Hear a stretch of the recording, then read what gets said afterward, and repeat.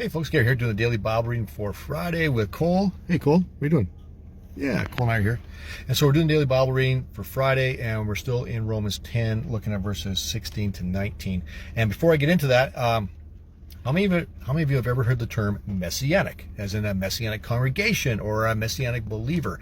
What does that mean? Well, usually what it means is this, is that someone who is Jewish you're just Jewish, okay, so by birth or family line, and you receive Jesus as your Savior. Then you say, yeah, Jesus is the Son of God. He died for my sins. He is my Savior. He is my Messiah. Well, they are now a messianic believer. And that can get really quite complicated, especially if you live in Israel, right?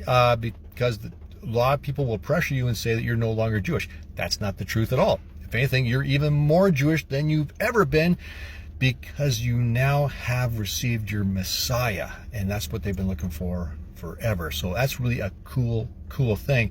And I know for our church here in the 108, we have a great relationship with a bunch of congregations in Israel that are messianic congregations. And I love knowing these guys. Matter of fact, we're going to be meeting up with one of those dudes on Saturday morning on Zoom.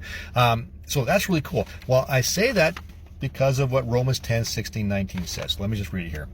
But not everyone welcomes the good news. For Isaiah the prophet said, Lord, who has believed our message?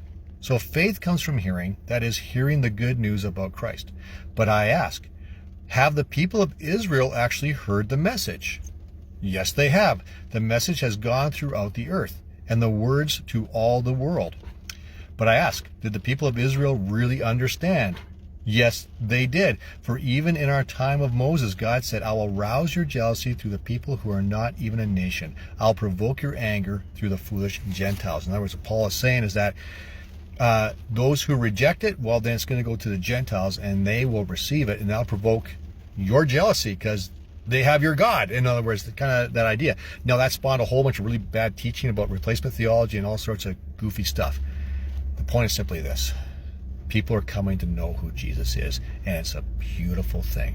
And the best thing about it is, when we see people in Jerusalem giving their lives to the Lord through these messianic congregations, that's a sign of God's promise coming true. And that's really awesome.